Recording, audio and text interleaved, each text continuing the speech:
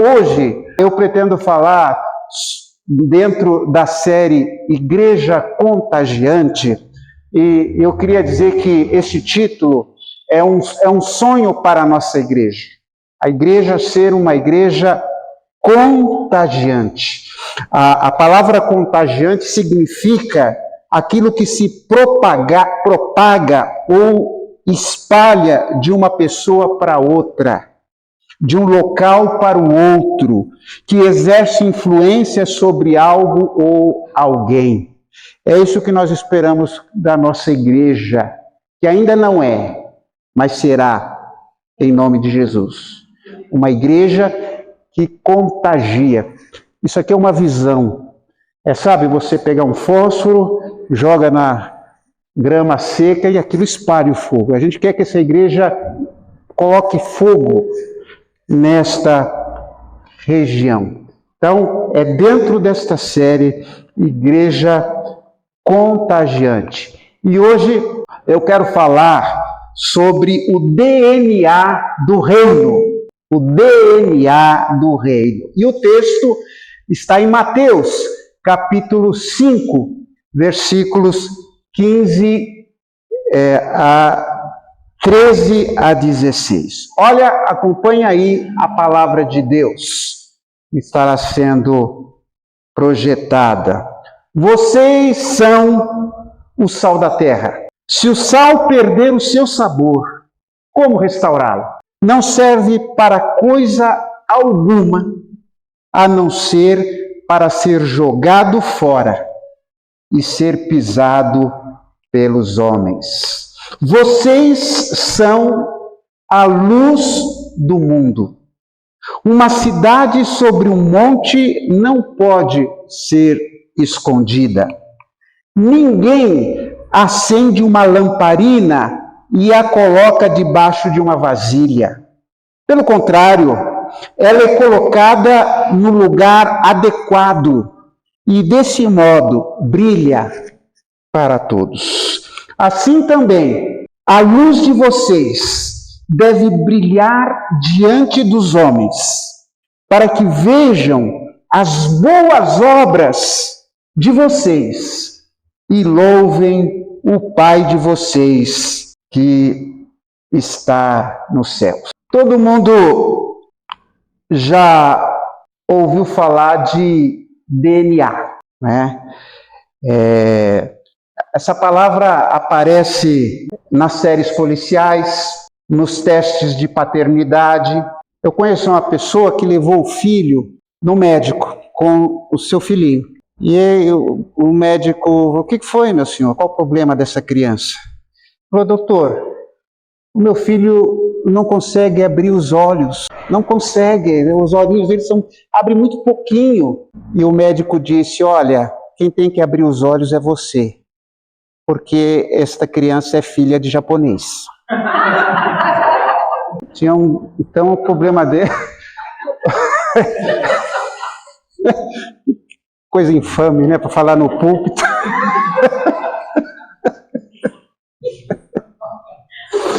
O problema daquela criança era de DNA. Então, na medicina se usa este termo, nos exames genéticos. Mas, em termos simples, DNA é aquilo que carrega as características de um ser vivo. Você que não fugiu da escola aprendeu isso. Assim como o DNA biológico define a identidade e as marcas de cada ser, meus filhos têm o meu DNA. Então, quando alguém vê as fotografias deles aí nas mídias sociais, fala, nossa, como seu filho é bonito. Eu falo, é óbvio. Meu DNA está ali, inteirinho. O DNA do reino define quem somos como filhos de Deus. Nossas características, nossa essência, o nosso propósito neste mundo. Nós somos luz, somos filhos de Deus. E se eu sou filho de Deus, eu tenho DNA de Deus. E devo brilhar com imenso esplendor Eu devo salgar, temperar este mundo. E o que faz um filho parecer com o pai? É o que determina certas características de família.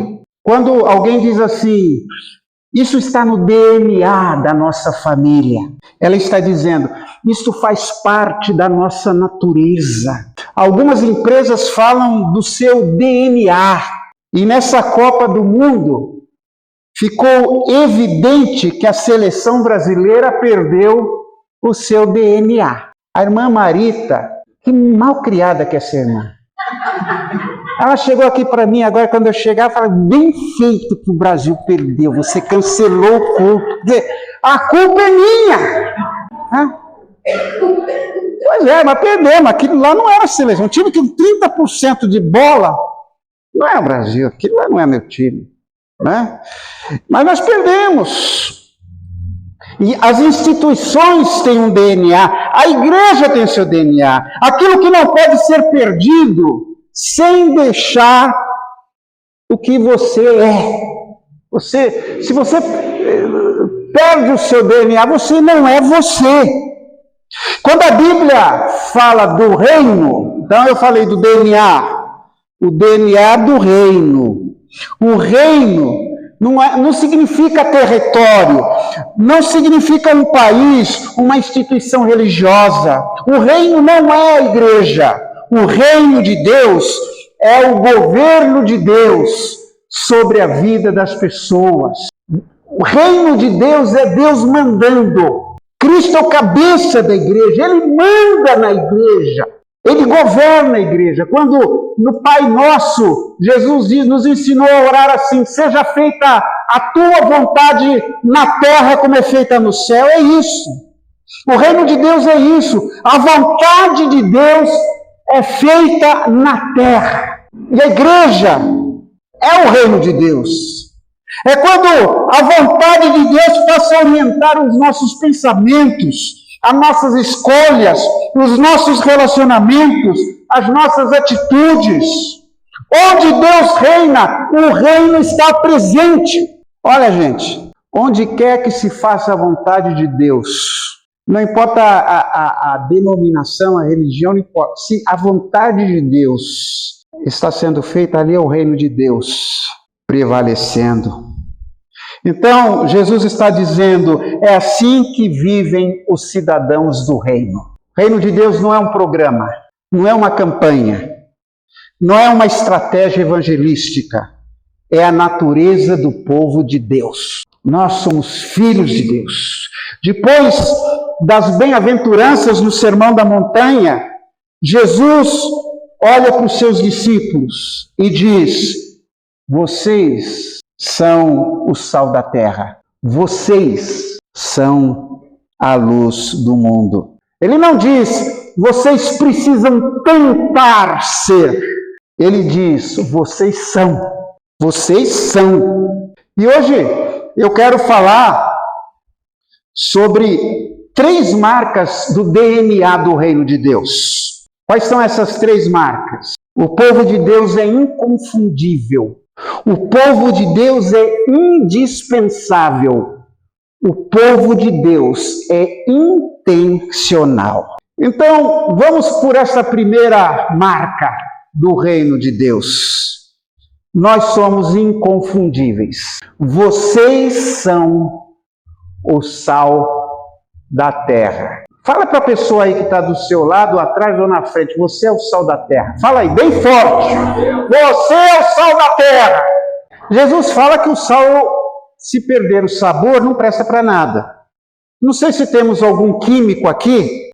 O químico sabe que sal não perde sabor, né? Mas o sal utilizado na Palestina do primeiro século, frequentemente vinha da região do Mar Morto. Sabe que é um mar tão salgado que as pessoas flutuam neste mar. Então, o sal daquele tempo não era um sal refinado, como nós temos hoje. Ele era uma mistura de cloreto de sódio, de gesso, de outros minerais, de impurezas.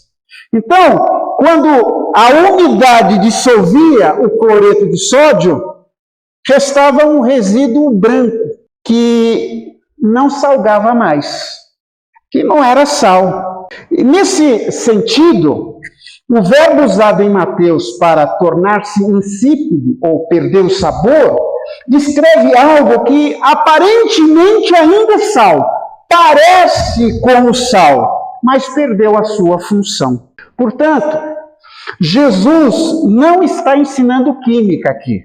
Ele está usando uma experiência do dia a dia dos seus ouvintes. O problema não era deixar de parecer ser sal.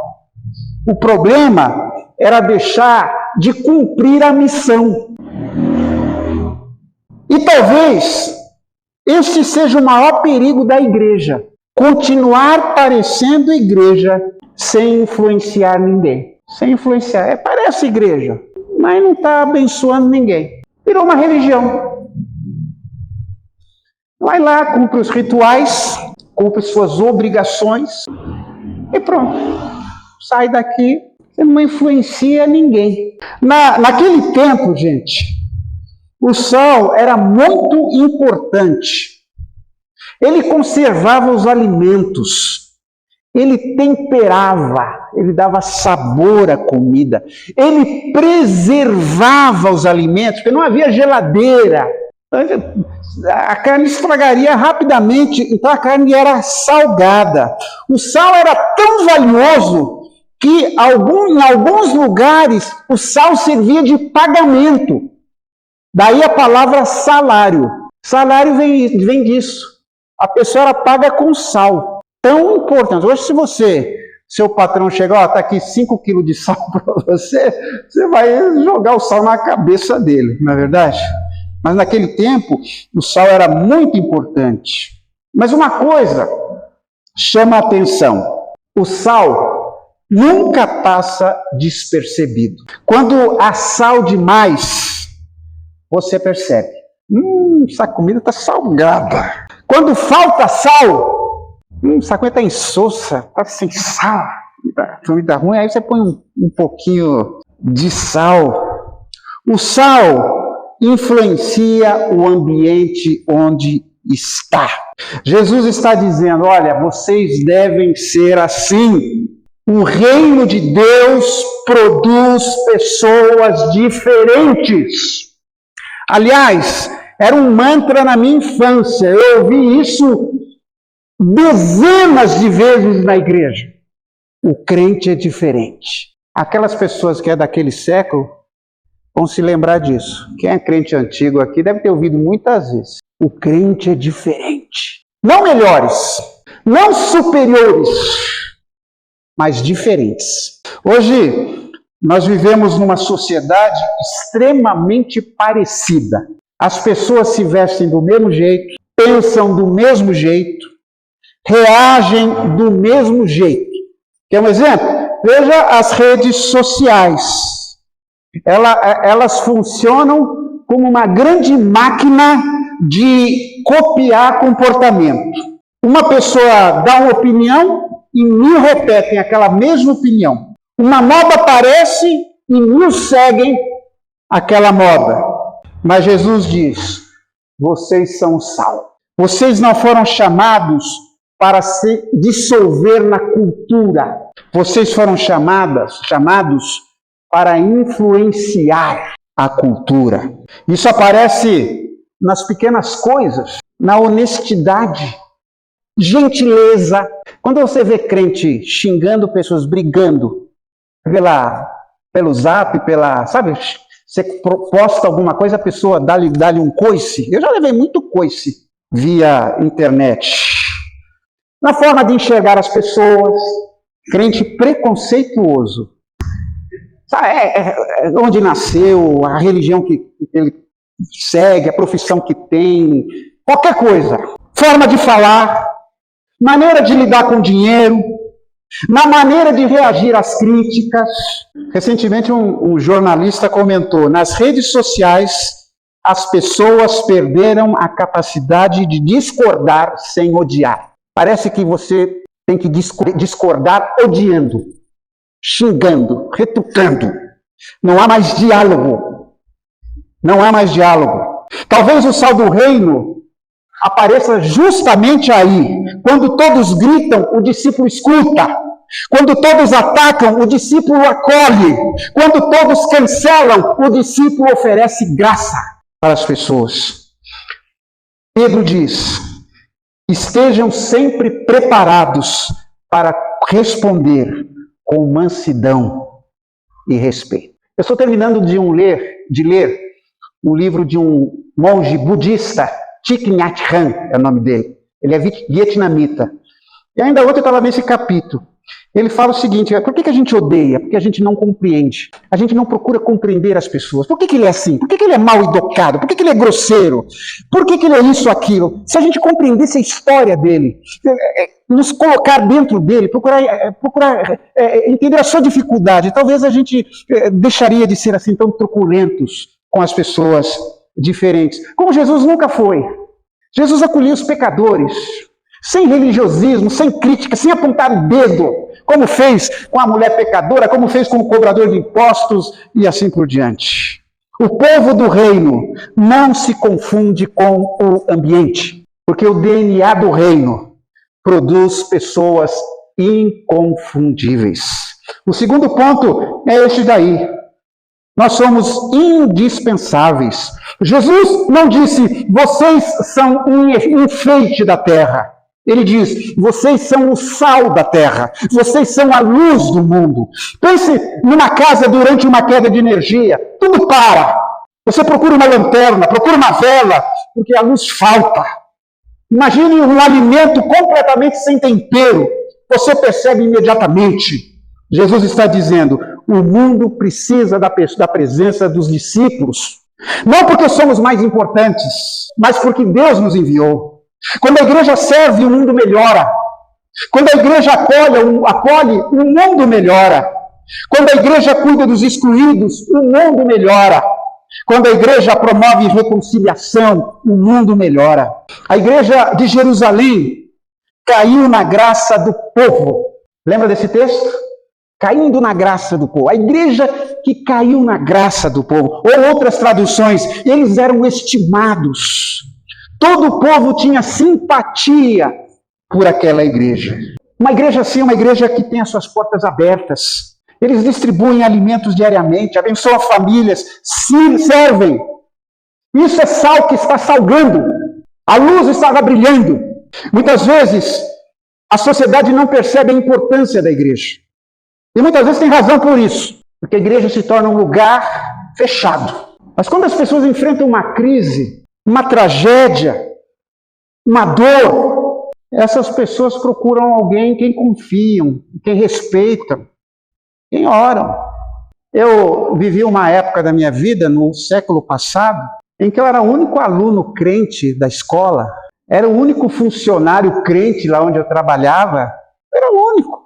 As pessoas me zombavam, mas quando elas tinham algum problema, elas me procuravam. Quando passava com um problema com a família, quando estava com alguma dificuldade, elas me procuravam. Tinha alguma dúvida, elas me procuravam, porque elas respeitavam. É isso que é a igreja. Jesus não quer uma igreja isolada, ele quer uma igreja presente. A cidade precisa da igreja, Vila Primavera precisa da igreja, a escola precisa da igreja, a família precisa da igreja, porque o povo do reino é indispensável. E uma terceira marca do DNA do reino de Deus: nós somos intencionais. Jesus continua dizendo: vocês são a luz do mundo. Uma cidade construída sobre um monte não pode ser escondida. Ninguém acende uma lâmpada para colocá-lo debaixo da mesa. A luz existe para aparecer. Perceba uma coisa, gente. Jesus não está incentivando exibicionismo. Ele está falando de propósito. A luz ilumina porque essa é a sua missão. Uma igreja pode ser ortodoxa, pode ter boa doutrina, pode ter tradição, mas se permanecer escondida, não cumpre a sua missão. Vivemos numa época de invisibilidade. Muitas pessoas trabalham anos ao lado de colegas que nunca sabem que são cristãs. Vizinhos que jamais foram convidados. Quais são seus vizinhos que você convida para participar de um culto, de uma atividade da igreja? Amigos que nunca ouviram uma palavra de esperança. Essa semana você falou da seleção e de um monte de outras coisas. Quantas vezes você falou de Jesus? Quantas vezes? No Cristão Contagiante, que a gente vai estudar, nós vamos entender que evangelizar, que é algo assim que é um trauma para muito crente, porque eu mesmo já tive tanta experiência ruim com o evangelismo e tive experiências boas. Mas eu já vi gente que não quis me receber, que bateu porta na minha cara. E coisas desse tipo. Então a gente acha que não, evangelizar é para algumas pessoas da igreja. Muito especiais assim. Você vai ver que não é isso não. E que não é tão complicado assim. Jesus está dizendo assim, deixem a luz aparecer.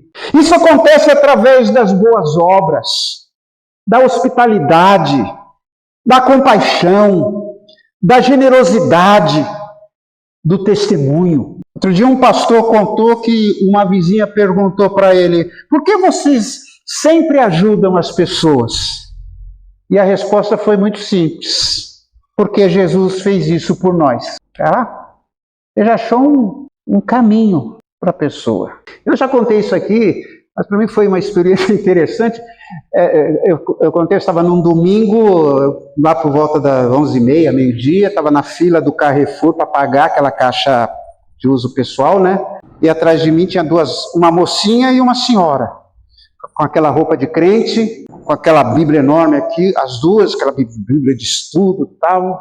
Aí eu brinquei com elas, falei, escuta, aqui no Carrefour, se a gente trouxer Bíblia, a gente tem desconto? Mas eu queria saber como é que elas iriam reagir a essa pergunta. O que você responderia se fosse com você? Ela deve ter pensado assim, esse sujeito está querendo me gozar. Crente realmente é perseguido. É por isso que a Bíblia diz que vocês serão perseguidos. Olha eu com aquela cara, não! Eu nem tive mais tempo para continuar. Mas se fosse comigo, olha só, se alguém me perguntar, se quisesse me zombar de mim, qualquer coisa, seja que for, qualquer intenção, eu diria assim, olha, não tem desconto, mas esse livro melhorou tanto a minha vida. Se soubesse o que é essa palavra, você já leu a Bíblia? Sabe, olha ali, ó, na fila do supermercado.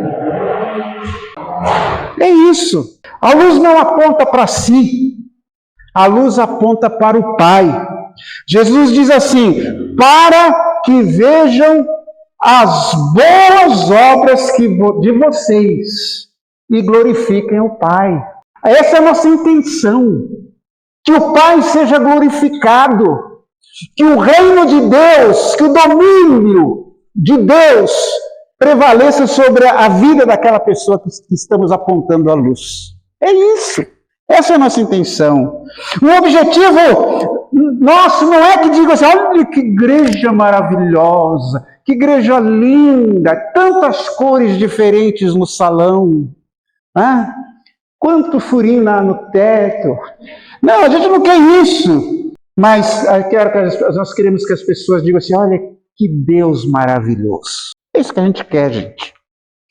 O reino é intencional, não vive por acaso, não espera oportunidades, cria oportunidades.